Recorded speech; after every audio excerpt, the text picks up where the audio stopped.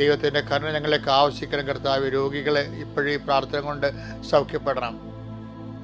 രോഗികൾ ഈ പ്രാർത്ഥന കൊണ്ട് സൗഖ്യപ്പെടണം കർത്താവ്. ജീവിത പ്രശ്നങ്ങളിലും പരാരാബ്ധങ്ങളിലും ഈ ജീവിതത്തിൻ്റെ തടസ്സങ്ങൾ നേരിടുന്നവിടെ ഈ പ്രാർത്ഥനയുടെ ശക്തിയാൽ തടസ്സങ്ങൾ വിട്ടുമാറിക്കൊണ്ട് കൈകാലുകളെ ചങ്ങലകൾ ബന്ധിക്കപ്പെട്ടിരിക്കുന്ന എല്ലാം ചങ്ങലകൾ അഴിഞ്ഞു വീഴുകൊണ്ട് നിങ്ങളെ സ്വതന്ത്രമാകണം.